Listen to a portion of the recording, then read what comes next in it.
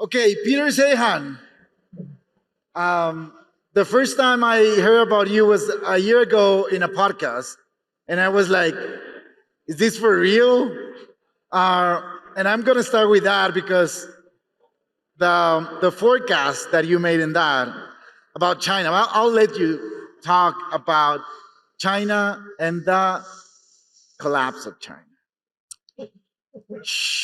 Well, let's start with the punchline. China won't exist as an industrialized, unified nation state within a decade. 10 years. 10 years. And that assumes nothing goes wrong, and the rate at which the government is degrading internally suggests that's going to be front-loaded considerably.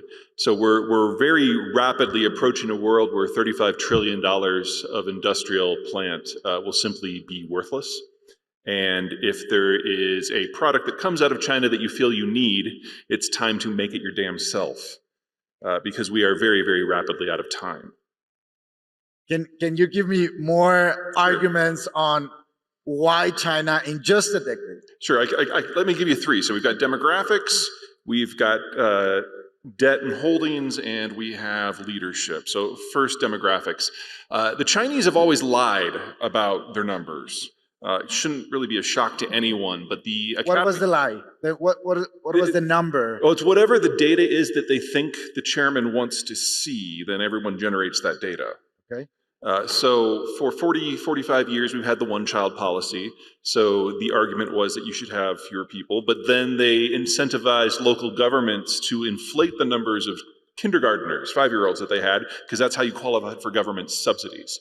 And so one of the things that's changed in the last 3 years is the Shanghai Academy of Sciences, which is like the last bastion of people with integrity in the data system in China, have come out and started calling bullshit on a lot of it. So they're saying directly that the Chinese have overcounted their population by over 100 million people, and all of the missing millions are under age 40. We also have, because of COVID, some ancillary data that proves basically that the other data was wrong. And we've had official government updates in just the last couple of months. Anyway, it all ends up that the birth rate in China in the last 5 years has dropped by over half, probably closer to 70%. And the birth rate in China's major cities is now less than 0.5. 2.1 is what you need for a replacement population. And everyone is going back and kind of seeing how far back they can trace this to see how long it's been so negative. But the official data suggests that China will not have a consumption or a production-based system because they will lack enough workers under age 50 to just produce basic goods by the end of the decade. And that's now one of the better case scenarios. So that's kind of box one. Box two, the United States has— I need the tequila. Yeah. Already. US has a debt ratio of about 100% to GDP. Mexico's is about 40%. Local governments alone in China have added more than Mexico's total national debt every year for the last 12 years. And local governments in China cannot raise taxes. They can only make money by selling land, which they can't anymore. The government has actually criminalized the collection of the data. That's a new trick. Or getting transfers from the state. So this is local governments that now have half as much debt as the United States. That's on top of corporate debt, which is 250% of GDP, which is over triple the US total for an economy that's significantly larger and more internationally wired. And my personal favorite has to do with the housing sector. The Chinese government forces the population to keep their money at home because they tap that in order to fuel all this debt. Well, that means that if you're a Chinese citizen, you're desperate to get your money into anything that you think might preserve its value, and real estate has always been that thing. So about 80–85% of the average Chinese citizen's personal holdings are in real estate, and that has now led a build to the point that there's somewhere between 1.5 and 3 billion surplus condos in the country. There's enough spare housing to put up everyone in the Western Hemisphere and everyone in Europe.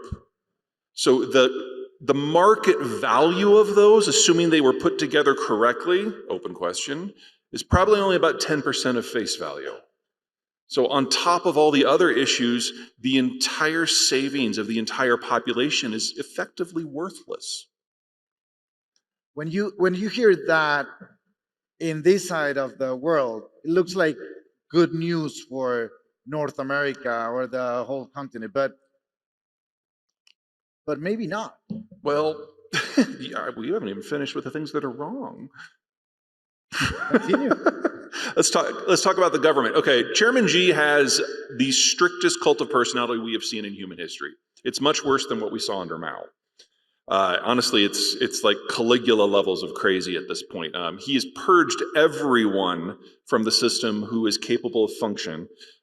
He spent his first 5 years getting rid of all the local leaders that were competent. He spent his second 5 years getting rid of the two cliques, Jiang Zemin and Hu Jintao, that put him in power. And he spent the last 3 years going through academia and the business community to make sure there would never be a challenge. And in part of that, they've stopped collecting, not that they're not publishing, they're not even collecting data on things like land sales and the bond market and political biographies and college dissertations. He's made sure that no one can rise to theoretically challenge him. And I think the best example that I can give you of just how stilted everything has become is that stupid weather balloon from a few months ago. The thing was roughly 120 meters side to side, and it was dangling something about the same size as an Embraer jet. You guys know Embraers, those little commuter jets that have 2 seats on one and one on the other, and they're absolutely cramped and tiny unless they're dangling from a freaking balloon. So, I mean, I was obviously a spy platform. I had generally the same response that President Biden did. Neither of us are balloon experts. We're like, okay, it's crossing in from Canada. Thanks for that, by the way, Canada. Let's shoot it down and see what we're dealing with. And there are balloon experts in the American intel community, lo and behold, and they went up the chain because information passes in the United States to the bureaucracy, and the CIA director and the Defense Department chief talked with the president saying, Mr. President, please don't shoot this thing down. I mean, number one, we're not worried about it. We know exactly where it's going to go. It's going to float over our missile silos in Montana. But Mr. President, unless you're planning on nuking someone this week, those hatches will be closed. They're always closed. So they're going to get pictures of closed hatches from 7 miles away. We're not worried about that. But this is an opportunity. Because, Mr. President, if you let us, we'll put a spy plane below it and a spy plane above it, and we'll put every whisper sensor we have on it, and we'll just track the sumbitch for the next 9 days over the United States. We will get a copy of all their cryptography. We'll see how they're sending signals through the satellite network, through the civilian network. And Mr. President, when we're done, we're going to be able to tell you not what city or what block or what building or what floor or what office. We'll know what terminal this thing's being controlled from. And our hackers are much better than theirs. And so we will tag the people who use that terminal, and we will turn their entire system inside out in a matter of a week. Mr. President, this is the intelligence breakthrough of the decade. We now know that Xi wasn't aware that the balloon existed until after it had been shot down because no one would tell him. We now know that their defense ministry was unaware of it until it was over the US. It was just some asshat in their intelligence bureau who thought this was what wolf warrior diplomacy means.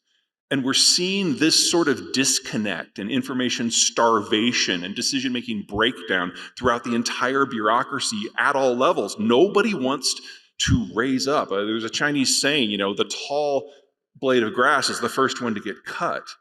And since Xi has gone on such a bureaucratic purge for 13 years, there's no one left who will speak any truth to power.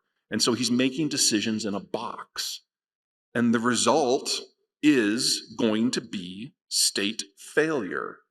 The question is whether that happens in the short term or because of insurmountable problems because of the demographic situation or the debt situation.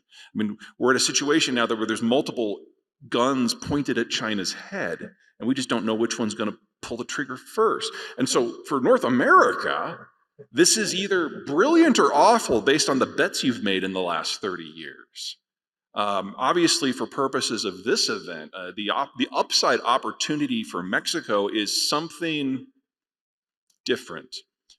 People talk about Mexican moments that have been seized or missed. This is a fundamentally different situation because we're talking about in the next 6 years, there is an opportunity here for an overhaul of Mexican infrastructure and then all of the system changes that would come from that would allow Mexico to have a Korean-style growth spurt that would last 20 to 30 years. You're talking about the ability here to completely overhaul everything about this country. In the United States, it is only going to generate the fastest growth in our history. That's all it's going to do.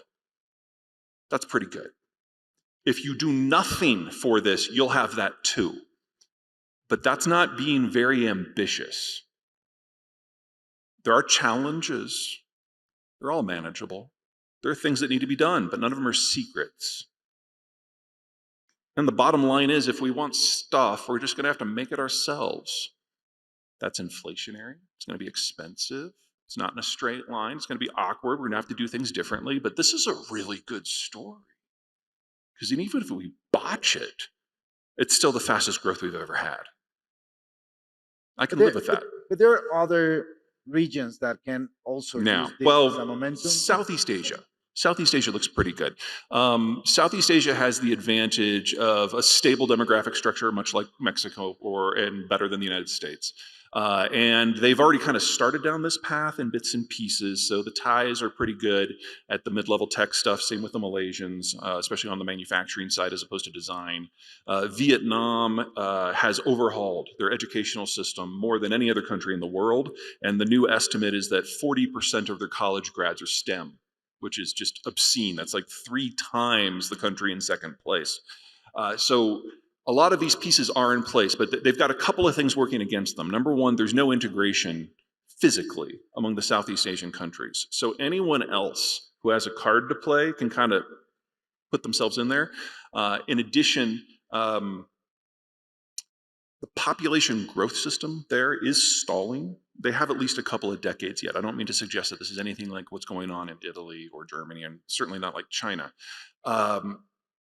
But they have huge chunks of all of these countries that have been left behind, in many cases on purpose. Now, I realize that southern Mexico has been left behind here, but it's not like everyone set out to make that happen.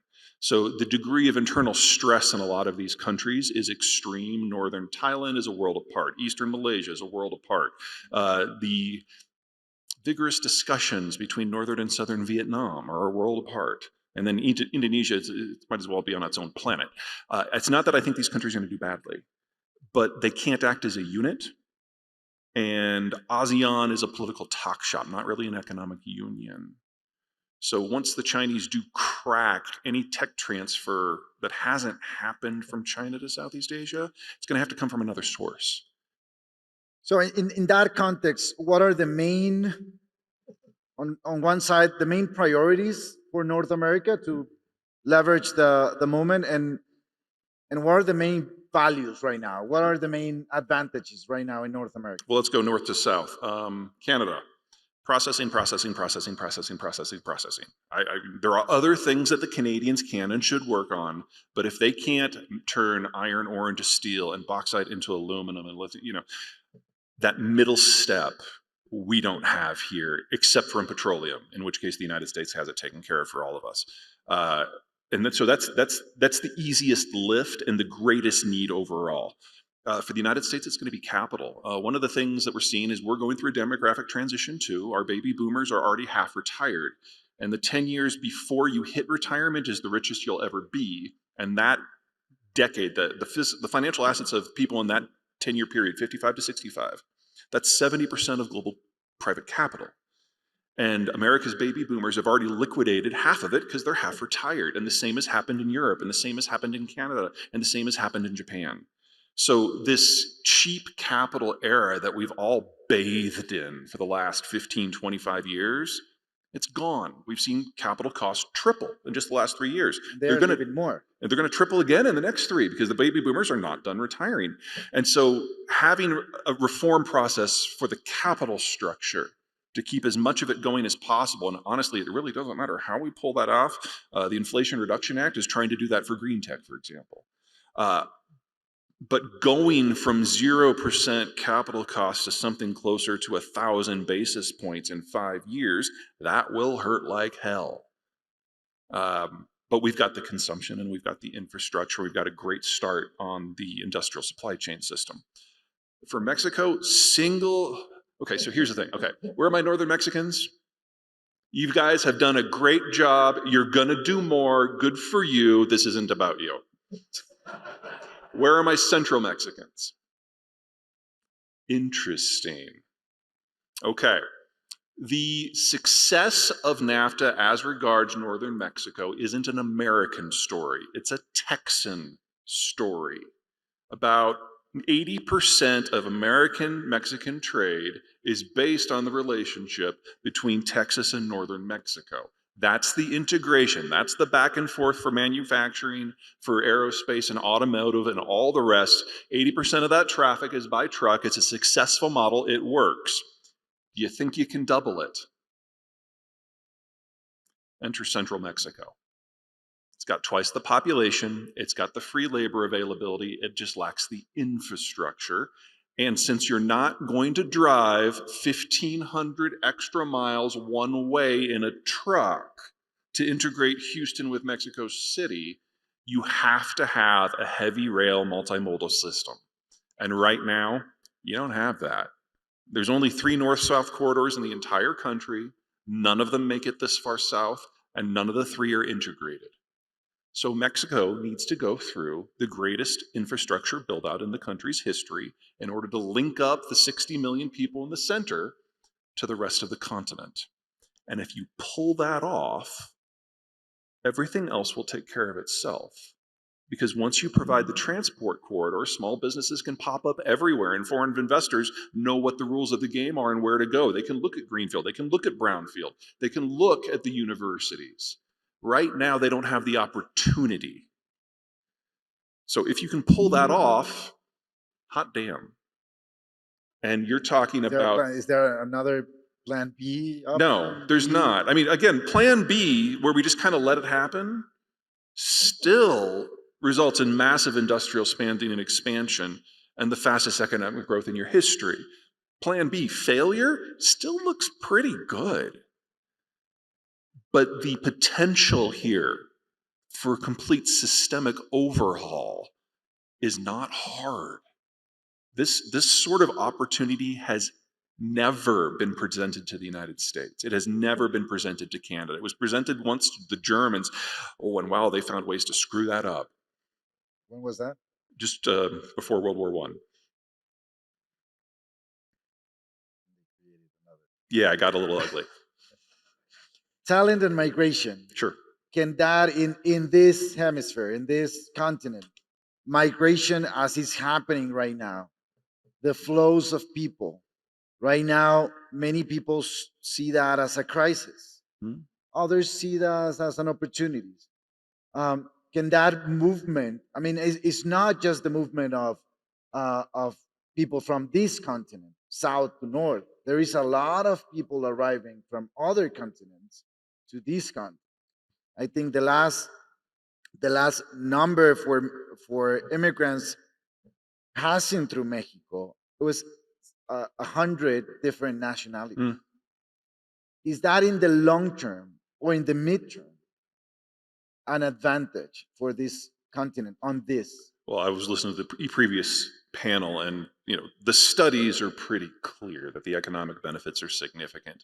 And the United States has a demographic structure that is atypical of most countries, in that we widen out with the baby boomers, and then we come back in for Gen X, and then we widen out for the millennials, and then we narrow back down for the Zoomers, which means that our smallest generation, our Zoomers, are aged 23 and under. So most of this surge of people coming up is in exactly the age block we need. And even better, the Zoomers' dream job is to work in a closet coating, and that closet has to lock from the inside. It's like the concept of seeing the sky or other people, they're terrified of. So the types of jobs that are necessary to massively expand the industrial plant, they're not going to be a lot of help with. So getting a big surge in immigration from an economic point of view right now would be really helpful for our labor structure. As for you guys, yours comes down like a pyramid until you about 30, 35, and then it goes straight down. Because 30, 35 years ago is when you started mass industrialization and urbanization for NAFTA. Every country's gone through this process, but because Mexicans didn't really trust the Americans during the Cold War and before, when globalization kicked in, you didn't sign up. It wasn't until the Cold War ended that the talks on NAFTA really got going. So you were late to the party. And in doing so, your demographics are much healthier than countries that industrialized in the 80s or the 70s or the 60s or the 50s, most notably the Chinese and the Germans.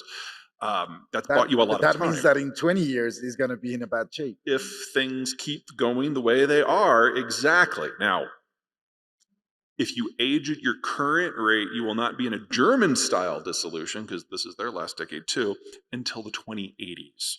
There's time to figure some of this out. But the sooner you do it, the less you have a backpedal. And so having the opportunity here to tap some of that northward migration for your own purposes, there's not a whole lot that I agree with your current national government on.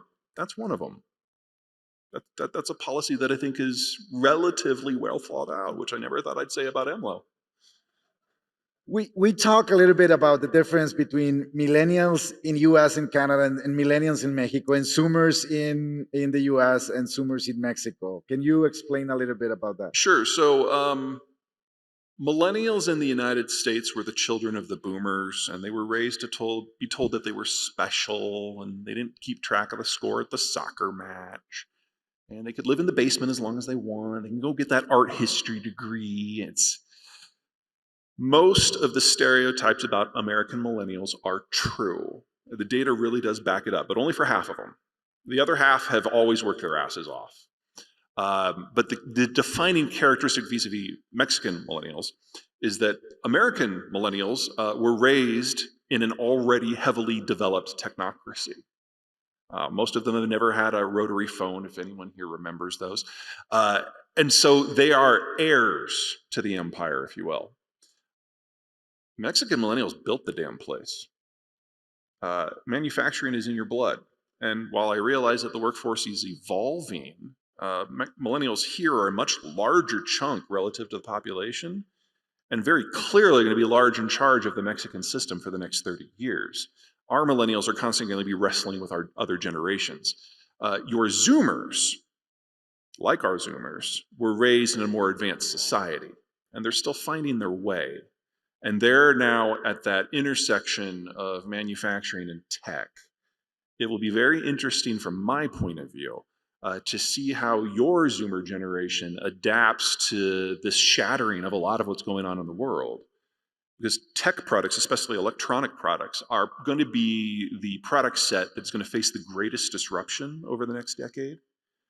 East Asia excels at that sector because it's a differentiated labor force. And you've got the high-tech stuff and the systems on the chips and the semiconductors that come from places like Korea or Japan.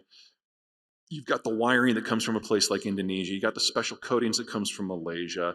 You've got the design work out of Singapore. You've got the middle manufacturing in Thailand, and it's typically, assembled in a place like China. You've got 13, well, really 11 different major buckets of skill sets and price points. We have 2. So we can't just pick up electronics manufacture and drop it into North America without substantially changing the way it's done. Now, if you had asked me 5 years ago how we were going to do that, I'd say I have no clue. I still have no clue. But we've had an example during COVID that gives me a lot of hope. Back when NAFTA was being negotiated, most of the textiles consumed in the United States were made in the Northern Appalachians, specifically Tennessee and Kentucky. And it was all done by hand. It was all machine shops, sewing machines, small armies of women typically. NAFTA, by opening up the market, transferred that industry wholly to Mexico. And then the World Trade Organization in 2001 picked up the whole industry and moved it wholly to China and India. Well, when COVID happened and everything shut down, all of a sudden in the United States, we didn't have clothes. Well, that's a problem. So we innovated our way around it. And we took technology that had been lying on the table for 15 years already.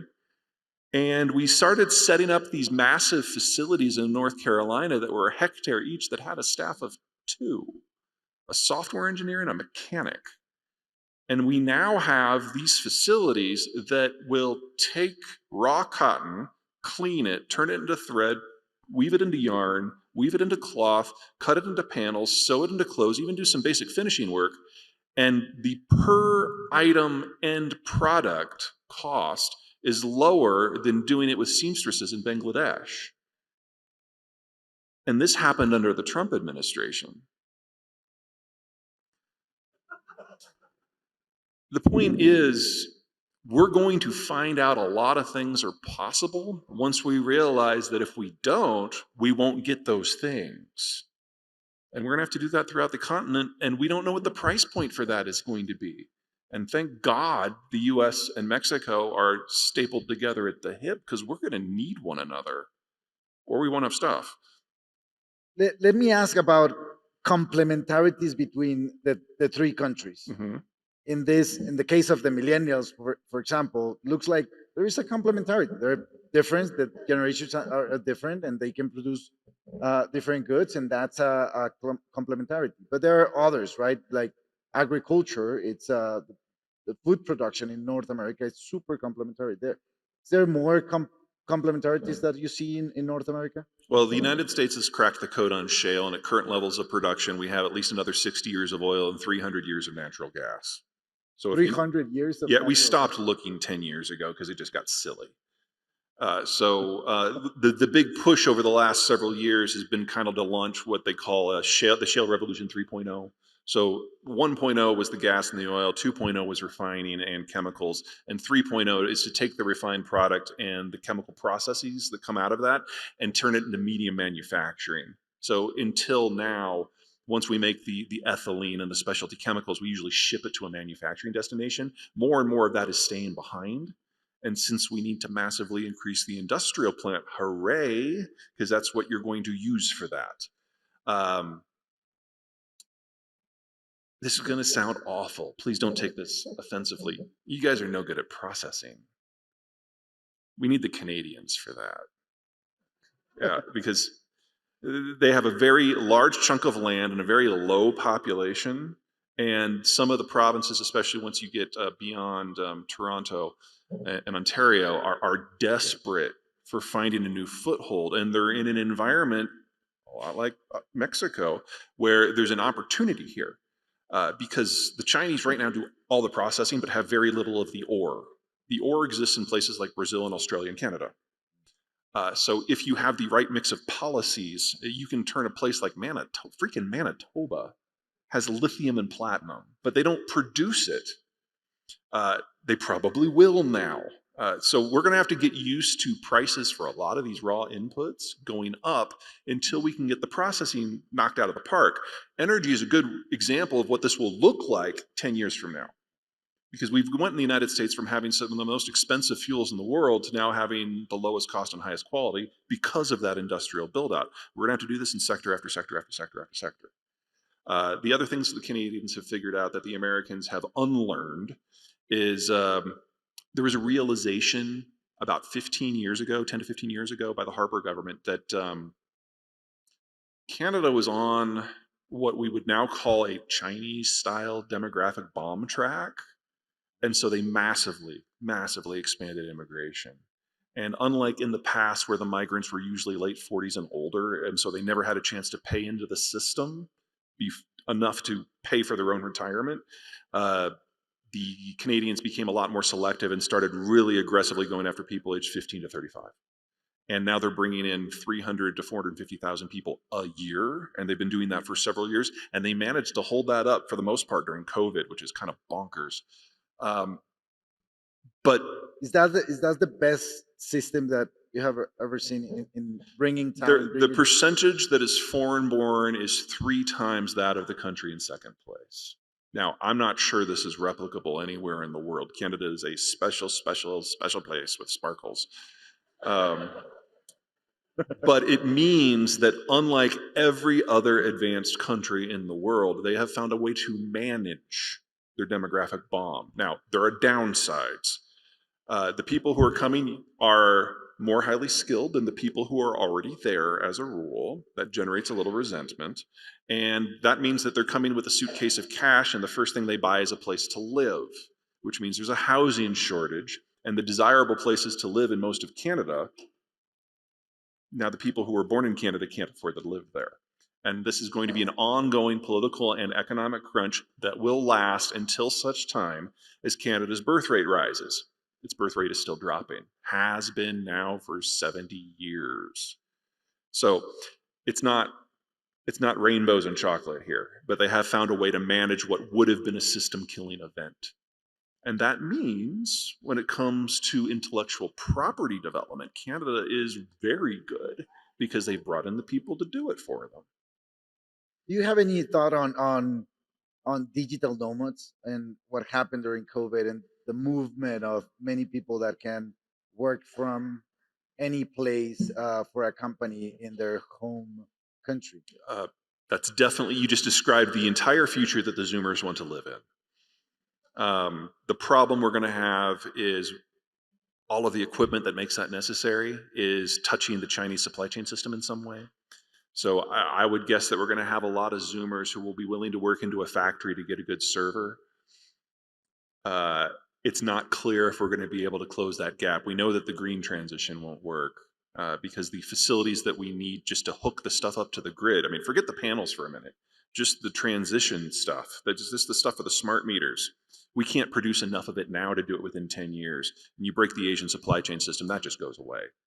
So we're going to lose EVs, we're going to lose AI, we're going to lose the green transition. The question is if we can maintain enough raw computing power to do most of everything else that we need. And I'm broadly hopeful there. There's three classes of semiconductors, and the ones that we're good on are 90 nanometer to 10. And that is most non-cutting edge smartphones, what's in your television, what's in your car, what's in a plane, and what's in most laptops. Those have a deep ecosystem that taps a dozen countries. There's a lot of competition. And if entire continents fall out of it, you still have a lot of production that won't be overly impacted. So hooray. But the 90 nanometer and dumber, your analog chips, your Internet of Things, your singing margarita machine, that's 80% China, and that's going to break. And then your top stuff, your 10 nanometer and better, that's high-end smartphones, satellite communications, smart grid, AI, EVs. National security. Some high-end national security stuff, although bombs use relatively dumb chips, believe it or not. It's just the guidance stuff that we lose. That's Taiwan, and that makes it sound a lot simpler than it is, because there's all comes from one country, yes, but the facilities that do the fabrication, they have 9,000 companies spread around the world that contribute to the supply chains that allow the fabrication facilities to not just be built, but to operate. And if you peel off one of those countries, the whole thing stops. I'm most concerned in that regard about the Germans. So we're going to have to rebuild that ecosystem elsewhere, because for most of those companies, they make one product that they sell to one customer, and they have no competition on the global scale. And there's like 12 people who have been working on it for 30 years, and they're the only 12 people in the world who know how to do it, and they can only do it as a team. So it's like, yeah, they have a sick day, the company shuts down. That's not stable. And that is all AI. So we're going to have to rebuild that, and that's going to take a decade. Let me ask you about national security.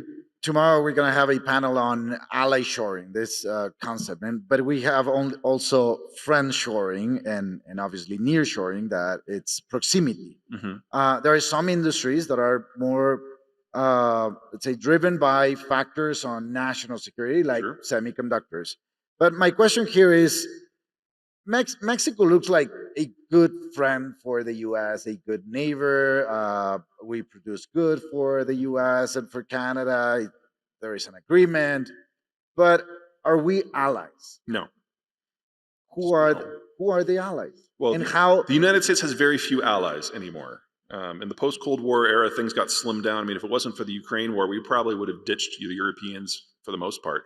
But in terms of firm allies that we actually trust, Australia, if it doesn't involve anything too sensitive, New Zealand, doesn't involve anything too sensitive, Canada, the United Kingdom, Singapore, and Japan bought their way in.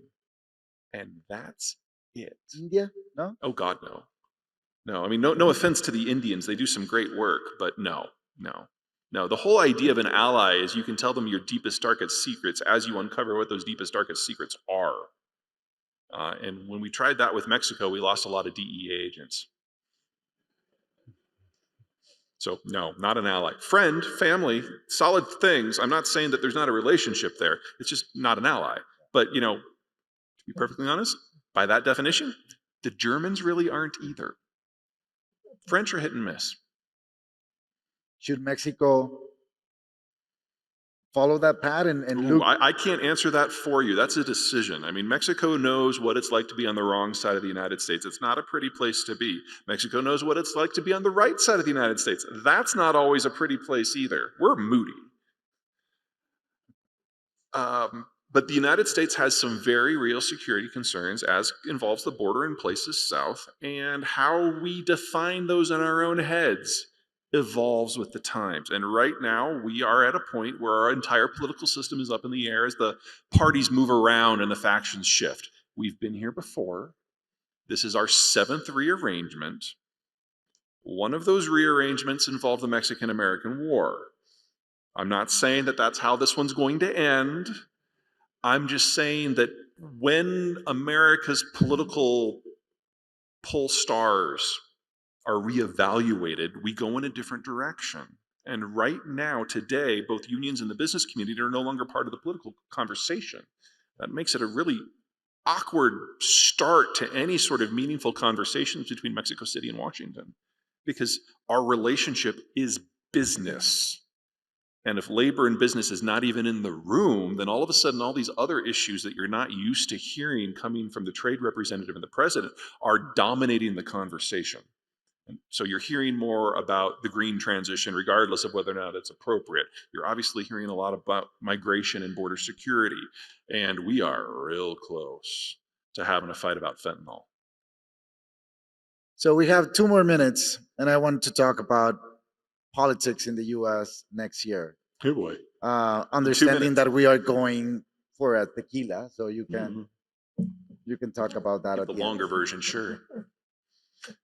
What will happen in 2024? Okay, so the biggest impact that Trump has had on the American political scene, because remember, he came in during this period when everything is being reshuffled, is he attracted Mexican Americans, Hispanic Americans, more heavily on the Cubans than on Mexicans, into the Republican coalition.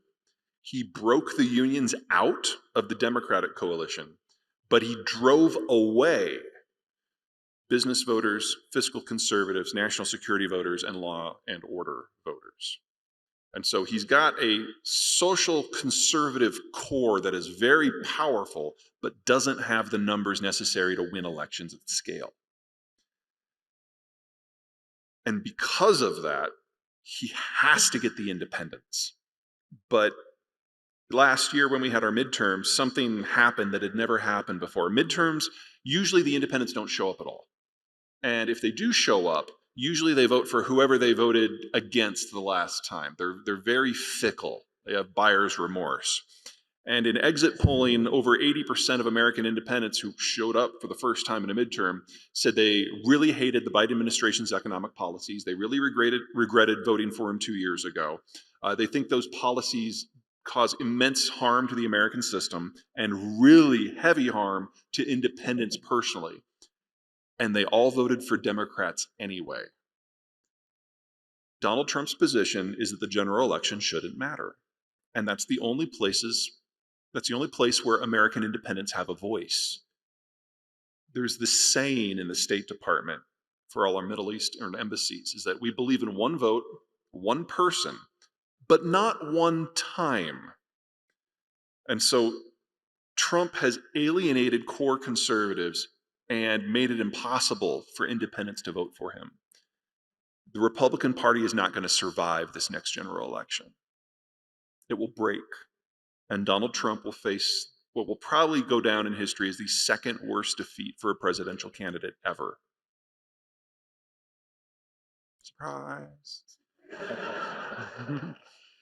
Peter Before you get Zeihan. happy, we're still going through this transition. Don't celebrate until you see what happens on the other side, which, woo. Peter Zeihan, thank you so much. My pleasure.